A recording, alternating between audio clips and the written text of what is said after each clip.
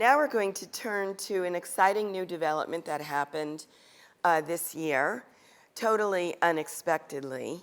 We were contacted by a group in London who was interested in coming for a study tour to New York to understand how the New York City life science market has developed over time and what role the city has played in the development of that market. So from June 20th to the 22nd, about 15 professionals from London visited New York to basically foster an exchange of information and collaboration between the life science communities in London and New York City. We had 3 days of meetings, opened with a meeting at the Cure where the EDC basically presented the story of how they've made such an investment in the life sciences economy. London presented as well as to how their life sciences industry was developing, and we had a very good conversation going back and forth.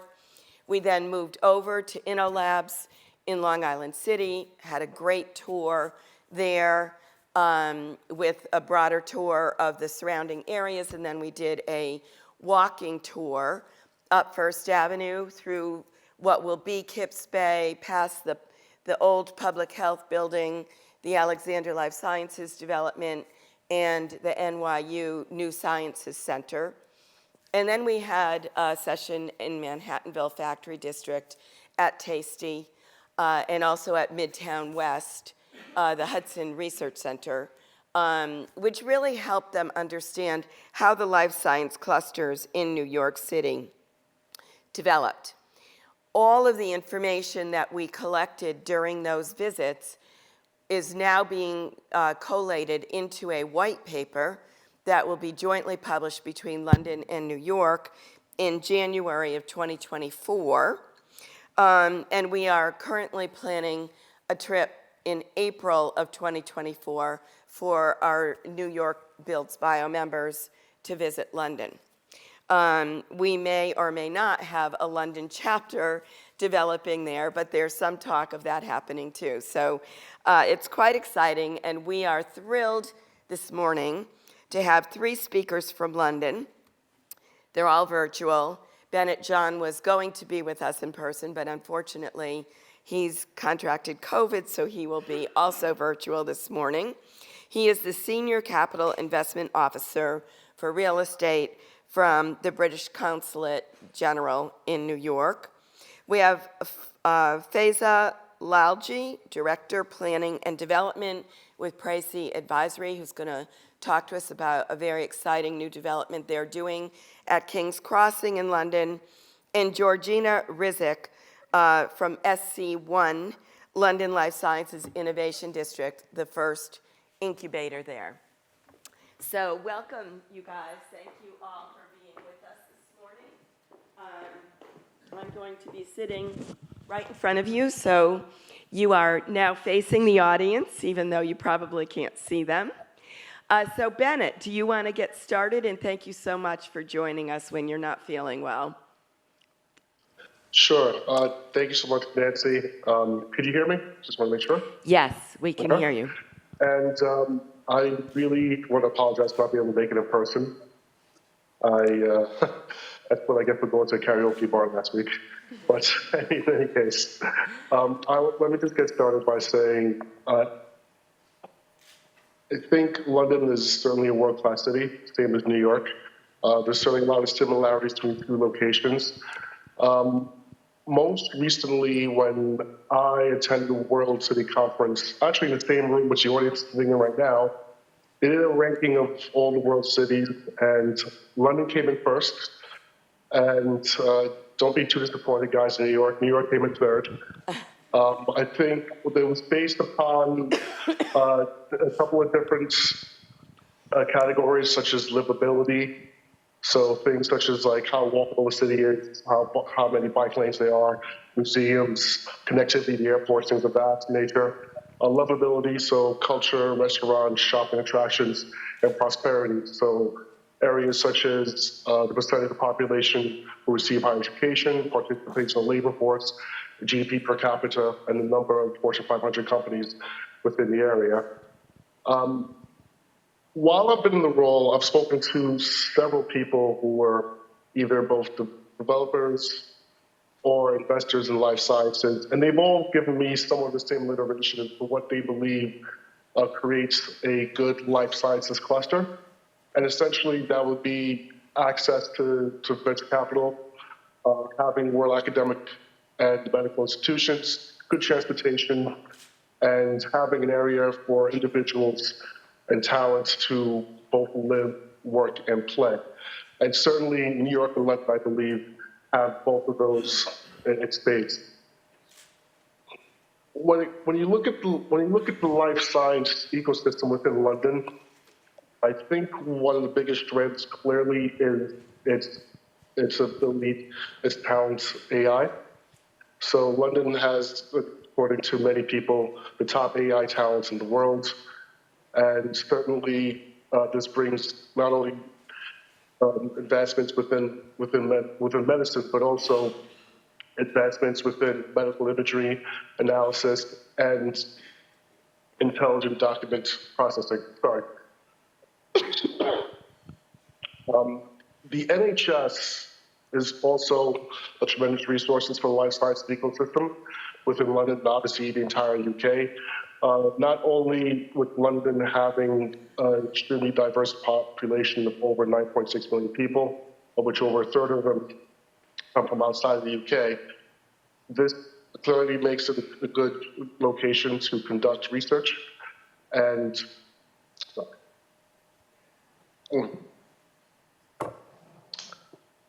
also lends itself to more health equity, which I will say is something that, as I've spoken to more and more people within the London ecosystem, is becoming more and more of a prevalent topic.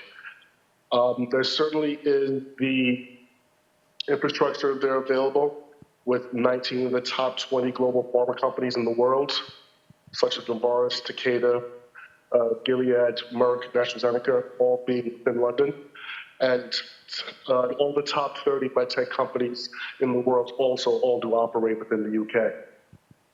And I'd say, lastly, one of the biggest strengths of the life science ecosystem within London is just a large amount of collaboration you have between small, medium-sized businesses, large pharmaceutical companies, and the academic communities. And that would also include Oxford and Cambridge as well.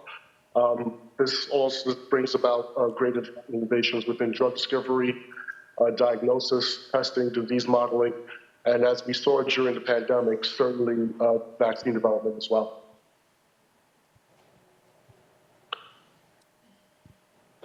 With world-class research and talents, clearly there's a high demand for lab space within London and the UK. This certainly is highlighted by the fact that if you look at a Salus report from as recent as March of this year, there's a vacancy rate of less than 1% for lab space within all of London. And now I just want to bring attention to the map, which I think should be sitting behind Nancy. Yes, it's on the screen. Sure, thank you, Nancy. We're going to go over some of the innovation districts within London. First, I'll start off with Whiteside Innovation District, which is in West London and a great destination for biotech, digital and creative industries. It's in the heart of the Imperial College Research Campus with lab space and co-location opportunities with companies at the Transition Innovation Hub. Also within walks of there, you'll find, within walking distance from there, you'll find the headquarters of Novartis and several other biotech companies which use the AI automation lab work.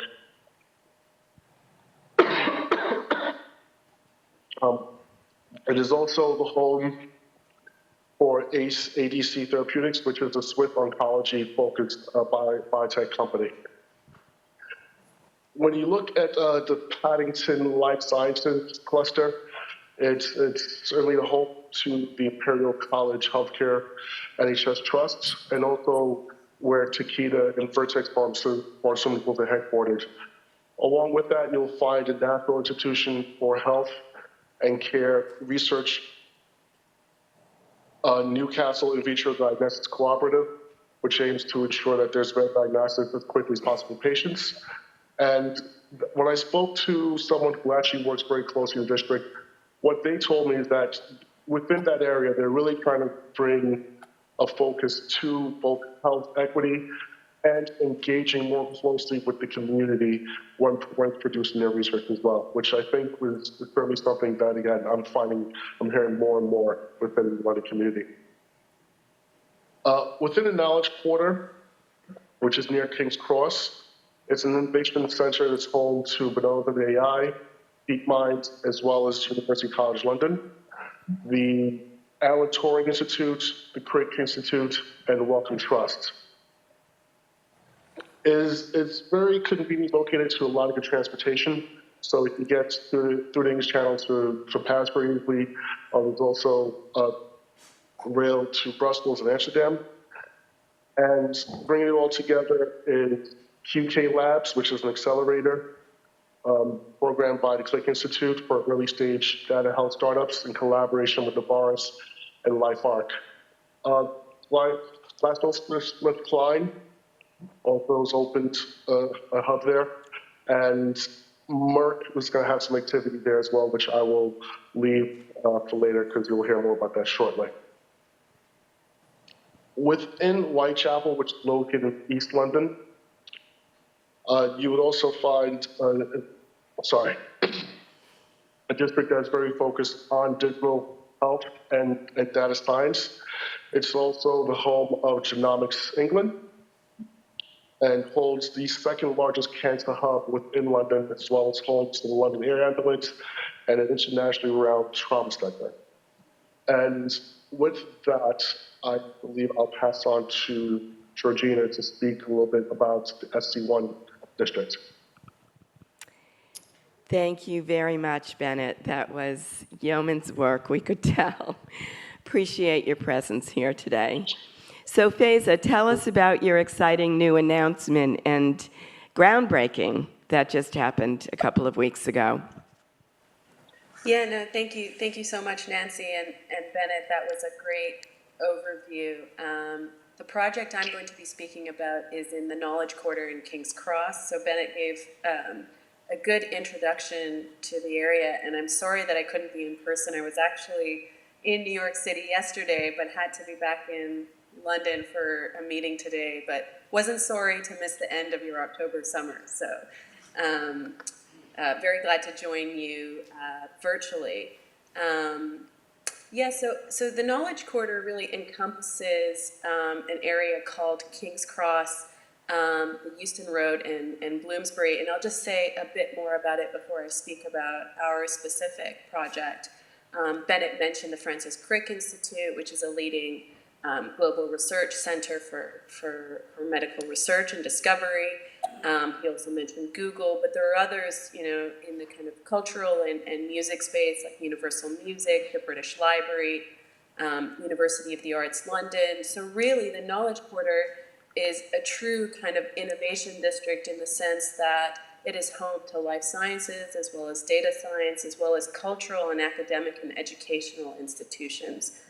As you can imagine, the area has and continues to attract a lot of interest, both from large organizations as well as incubators and startups wanting to be proximate to some of these major businesses.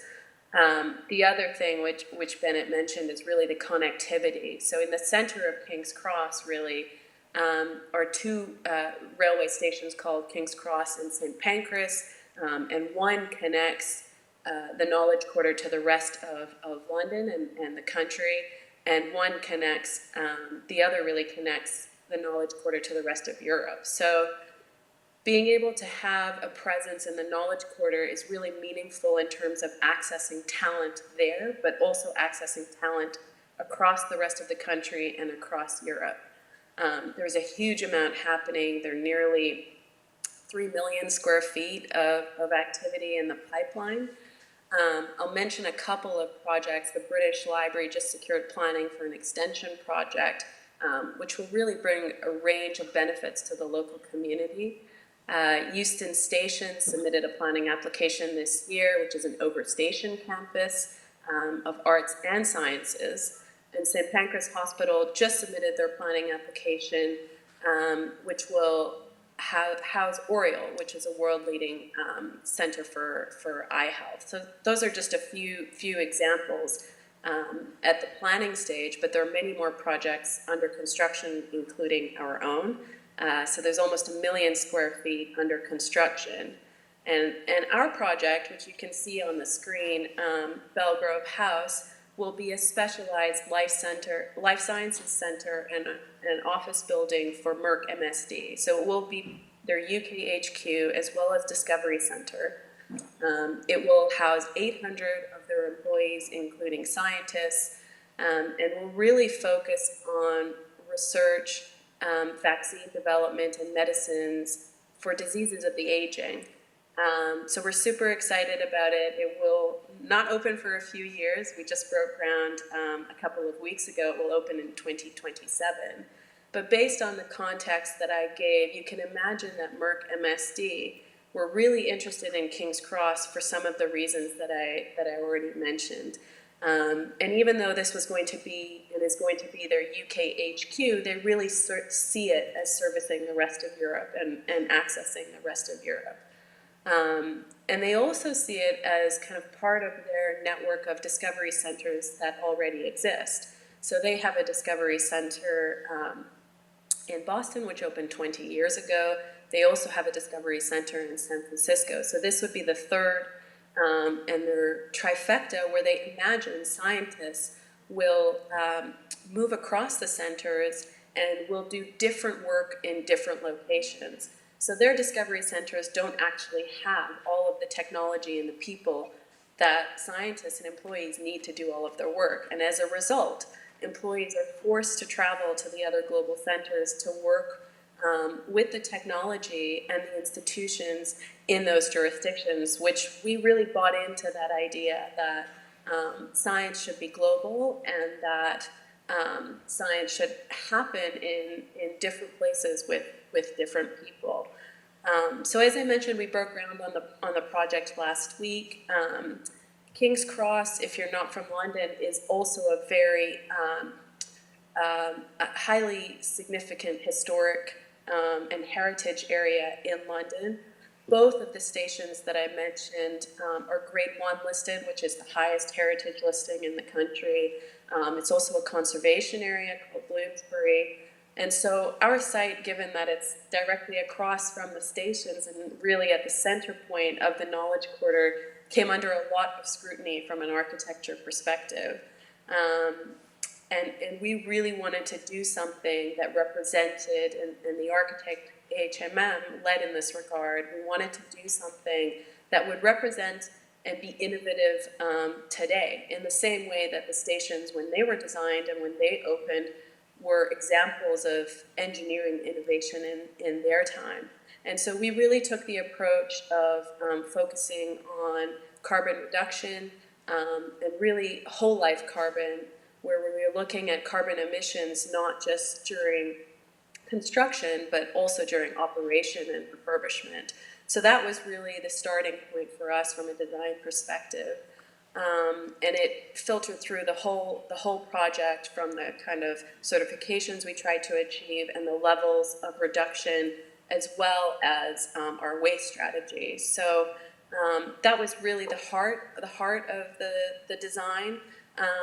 And attached to that was this idea of a kind of long life, loose fit building that met the needs of Merck MSD, but also could stand the test of time, as we are long-term owners and occupiers, and really stand and last beyond their 20-year lease to last 100 years. And so we really looked at the floor-to-floor heights and the vibration resistance and the structural grid and the public infrastructure and public realm and amenity space in the building as well.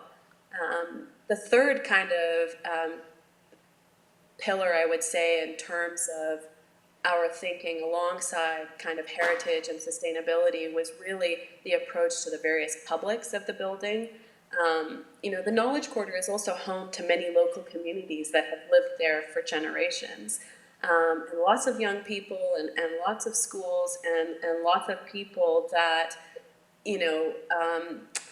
are not kind of supported in the way that they should be. And so Camden, the local authority, has really been focused on that and really pushed us to make the building for these various publics as well. And so in front of the building on the Euston Road, we reincorporated a station entrance that was accessible. We created an exhibition space to highlight and make available the work of MSD to the public.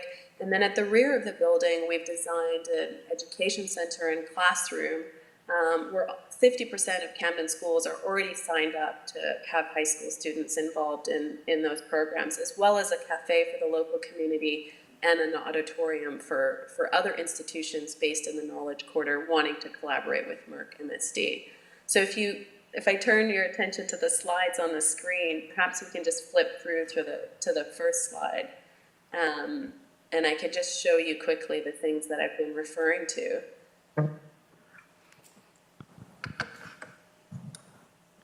Faaiza, I think they've been flipping through as you've been speaking. Yeah. So I'll just, okay. Great, we can start here. This is perfect, this is the first slide. So very quickly, you can see the kind of lab floors on floors 1 to 3 with the large public-facing windows where you can see activity through. You can see the upper office floors that have this kind of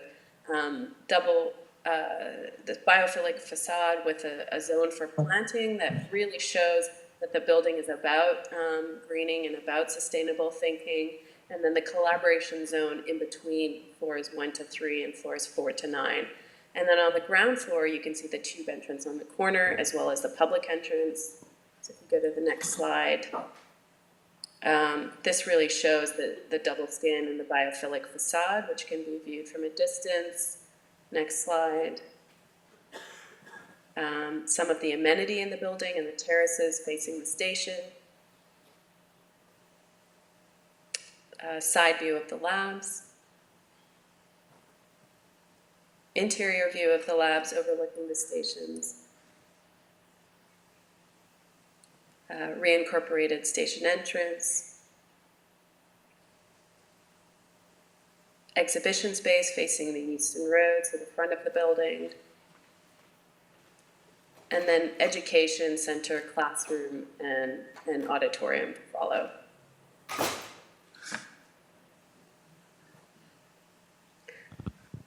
Great, thank you so much. So that should give you a good overview of the project. It's hard to share everything about the project and the journey we've taken, but I'd be happy to answer any questions. Well, congratulations. That's a very exciting project. Let's just move on to Georgina, and we'll wait for questions at the end. So, Georgina, you want to tell us about the SC1 Life Sciences Innovation District? Yeah, thank you very much for the opportunity. Really enjoyed the visit to New York City, where I really thought there was many opportunities for collaborations with New York. Next slide, please. Just briefly about our district. In South Central London, we are trying to build a truly global life sciences innovation district in South Central London. What's very unique, and I'm going to briefly go over this in the next few slides, is we have a partnership model with 7 active member partners. Can you go back, please? Georgina, if you could lean in towards your mic, we're having a little trouble hearing you. Sure. We've got 4 strategic programs that we're going to execute on. Equally relevant for this group, we've got 3 innovation hubs that I will speak on. But I think what really makes our district unique is our mission around not only innovation, but also optimizing health equity. For those of you who don't know, in South Central London, we have the 2 boroughs of Lambeth and Southwark, arguably located in some of the most iconic parts of South Central London. But we do have a diverse patient population with significant health inequalities that we're really trying to positively impact. Next slide, please. We're still having When a you little look at- trouble hearing you. I'm not sure what to do. Is that just an That's echo? clear Yeah. right now, but when you're going in and out for some reason. I'll try to not move. In terms of our partnership model, we are based out of King's College London, a great university in London. But I think what makes our ecosystem special is the connectivity to three incredible academic teaching hospitals, which we call in London here NHS Trust, the Guys at St. Thomas, the King's College Hospital, and the South London and Mosley. King's College London and the Trust form what we call the King's Health Partners. As I mentioned, we have the active engagement of our two local government boroughs, Southwark and Lambeth. And last but certainly not least, our landowner, Guys and St. Thomas's Foundation. Next slide, please.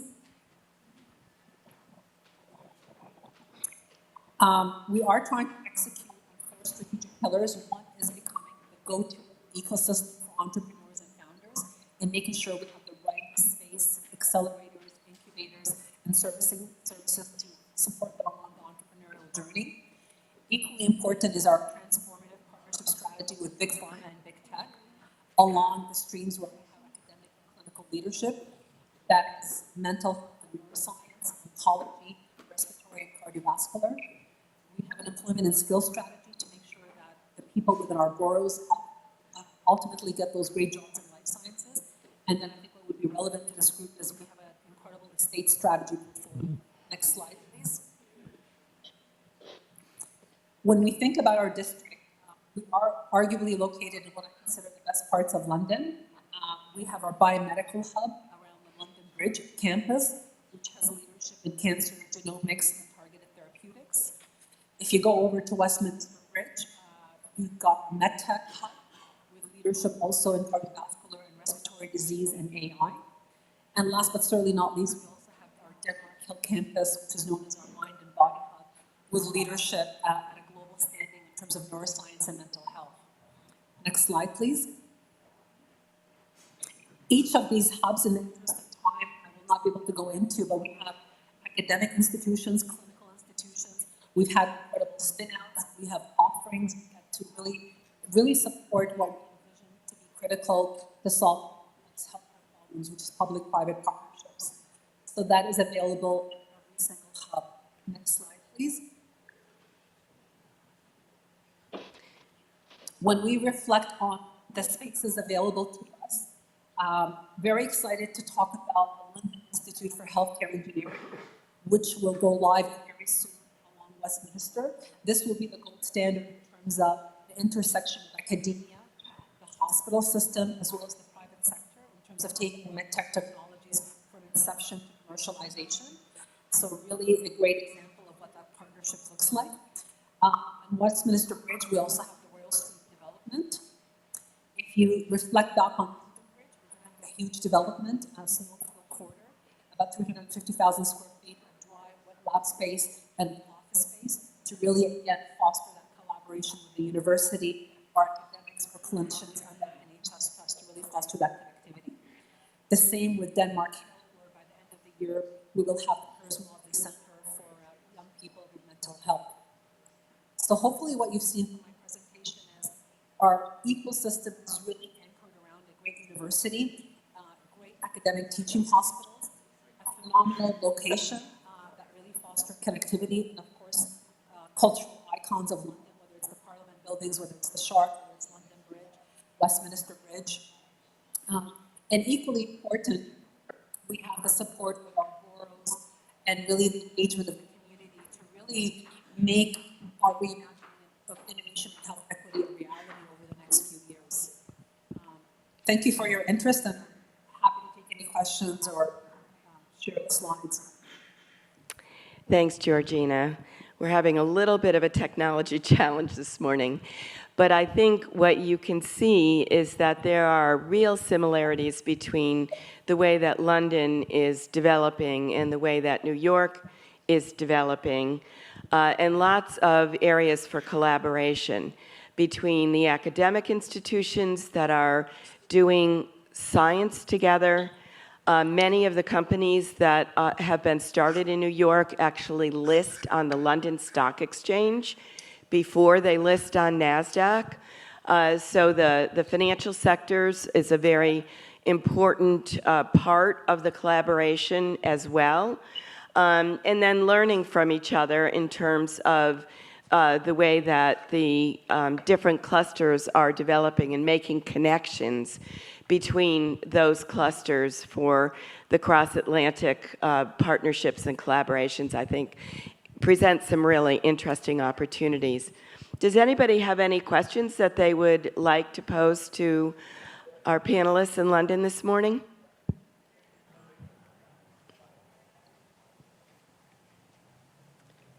Very quiet crowd this morning. Scott, let me call on you. Can you just maybe talk a little bit about some of the collaboration opportunities you might see with Manhattanville Factory District and some of the work that's going on in London? Sure. So we're pleased to participate in your.